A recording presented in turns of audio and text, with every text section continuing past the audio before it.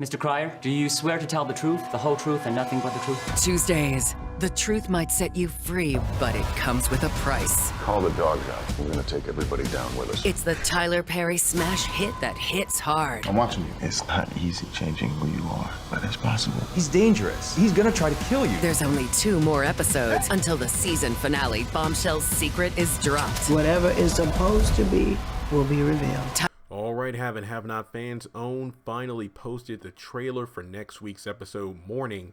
And looking at the trailer itself, let me just say the biggest takeaway is that it looks like Wyatt is finally going to be doing something. Something that he shouldn't be doing, but it looks like he is going to be a driving factor in the episode, at least based off the trailer. Just briefly, it looks like we're going to have Candace and Charles. Most likely we're just going to pick up where we left off in the last episode. Charles just giving Candace reassurance that it's difficult, but it isn't impossible to change. And to me, I was watching the episode, Tuesday like everyone else, and when Candace was talking about I don't even know where to start, it reminded me of that movie Santa Claus is Coming to Town, when it's the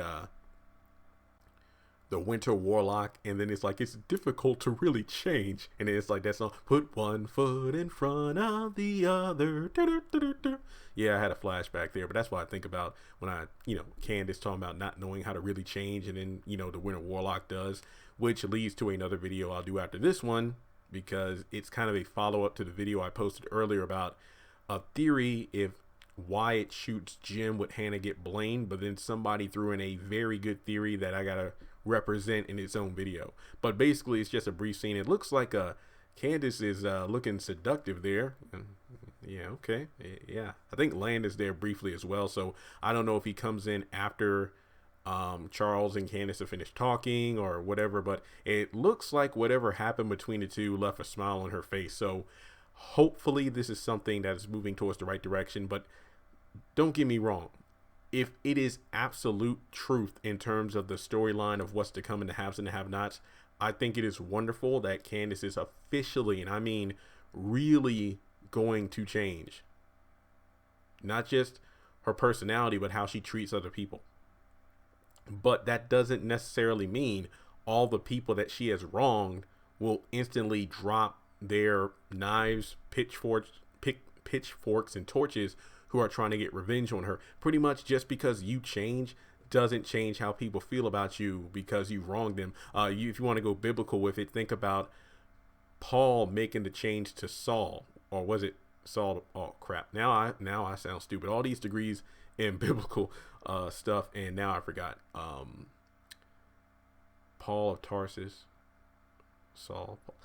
Oh god, I'm going to get backlash in the comments section. But basically, the transformation from Paul to Saul, or Saul to Paul, it's the same idea, where you had this guy who was a huge persecutor of Christians, and just because he made the transformation from a persecutor to one of the most renowned Christians in history, that didn't mean the people of that time instantly fell in love with the guy. It's like they were scared when he would come to the cities, and for good reason, because he has been known for killing so many of their own kind.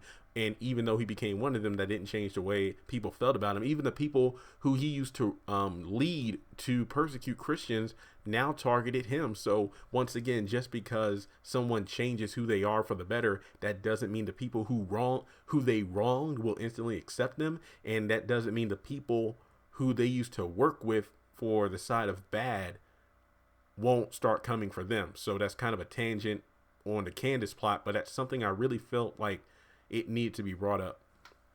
And moving to Wyatt, George is questioning him. Basically, he's in the middle of the testimony in front of the grand jury, and it looks like we got some great clues here.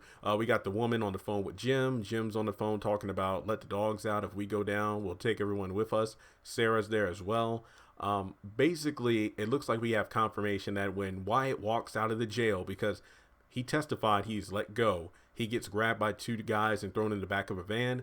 And I think it is safe to say that these guys are working for Jim Cryer, because later in the trailer we have Wyatt and Jim together at Catherine's house. I believe 2 guys are grabbing Wyatt, because remember, at this point Jim didn't know where he no, he was in jail. Yeah, he knows where he is, but this is to ensure he goes back to the house. So basically we do have Wyatt upstairs in that chest getting a gun. So does this mean he threatens Jim in this brief scene between the two? Like, I'm going to kill you. I'm not afraid of you. And then he tries to make good on his promise by getting that gun. But later on in that same house, of course, we have Veronica showing up. Then we have David and Jim there. So it looks like the Harringtons and Cryers come together for the first time, if I'm not mistaken, since Catherine burned down her house. I think that was the last time we saw 4 of them together. I could be wrong, but that's the last time I remember all 4 in a prominent scene together. So maybe they had to join forces to try to undo whatever Wyatt did in that jury room. I don't know. We'll have to wait and see. But let's see what else we have here. Jeffrey tells Justin he loves him over the phone, tells Madison not to tell his dad. Tell your father what? And then it's like, were you listening in on the conversation? And then Madison is like, don't go because he's going to kill you. But I don't know. We pretty much can guess that Jeffrey most likely will, because I do believe there was a brief scene where Justin's in the hospital still. So, oh yeah, he did say he will be released soon. Then we get to Hannah's house. Derek is finally back. It looks like Benny's being an ass. It looks like there are a couple of scenes where Hannah's like, side eye, giving Benny the side eye because he says something smart. Basically when Derek comes in, there is some overlying dialogue saying, I'm watching you. And Hannah's like, what? I mean, just looking at her face. Then it looks like Catherine shows up because, we have Benny and Mitch there. And, it looks like she's trying to make peace over what happened. And it looks like Hannah, is, I guess agreeing or trying to make peace as well. And just based off the look on Benny's face and then the way Hannah looks at him, he says something smart again. But to be honest, okay, let me briefly go into this. Let's say, for example, I'm just going to experiment here on what might be going on. Catherine shows up, tries to apologize for what happened. I told Jim not to go after Benny or you again. And then Hannah's like, okay, fine, I accept your apology. But then Benny's going to be smart. Like, don't trust this woman, because when you think about it, once again, Hannah is speaking for Benny when it should be Benny who's the one being spoken to by the Cryers. Because kind of like the hit and run situation, yeah, Catherine paid the medical bills, moved into a hospital and saved his life.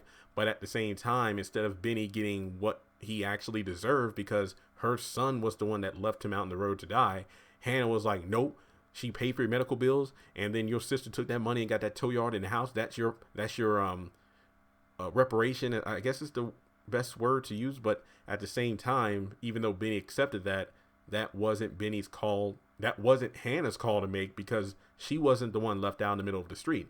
Same thing with the stabbing. You might say the apology is accepted, but to be completely honest, Catherine Cryer had nothing to do with this. It was Jim. And then on top of that, once again, Hannah wasn't the one left for dead out on the stoop. So yeah, I can see why Benny is upset.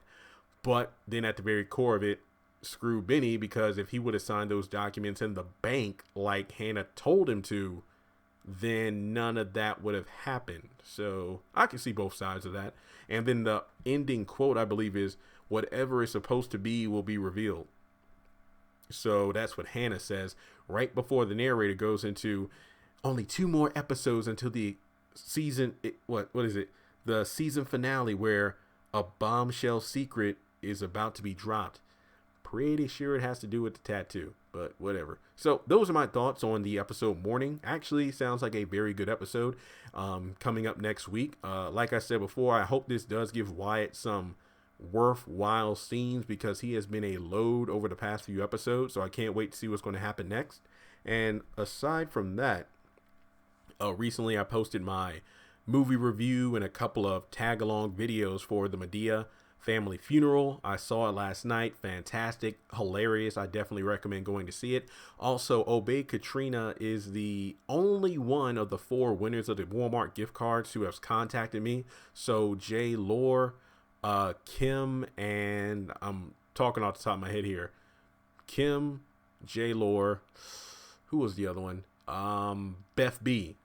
hit me up on Instagram as soon as you can. I want to give you 48 hours from the time I post this video. If you don't contact me with your mailing information, I will pick another winner for the gift card. So you got 48 hours. And to be honest, look, it is Friday when I'm posting this video. If you contact me right away, that'll be perfect, because that means on Saturday I can go to the post office, mail all 4 cards at once, and then the winners will get their cards sometime next week. So again, 48 hours. So I'm going to give you until Sunday, basically Sunday, to hit me up, or I'm going to select another winner for the gift card. But with that being said, let me know your thoughts on the episode preview for morning. Be sure to check out my episode review on the episode Enough. Subscribe to the channel, and I'll talk to you soon. Thanks so much for making it to the end of this video. Be sure to click the thumbs up button if you like what you just saw. And if you have anything you would like to add to the video itself, go down to the comment section below and type out your thoughts. And I also have social media related to the haves and the have-nots: Twitter, Instagram, Facebook page, Facebook group. Links to everything will be in the description below. And if you like action figures, video games, and trading cards, I have an eBay store as well, where there's free shipping on everything.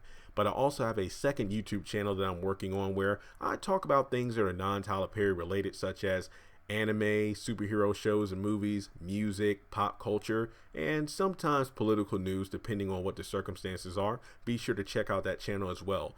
In the top left-hand corner, you should see a picture of Candace Young. You can click on her to subscribe to the Haves and the Have-Nots review. We're trying to get to 100,000 subscribers. And if you like the video you just saw, be sure to check out the other 2 videos that should be popping up on the right-hand side. Trust me, if you like this video, you'll love them too. Once again, thanks so much for visiting my YouTube channel, and I'll talk to you in the next video.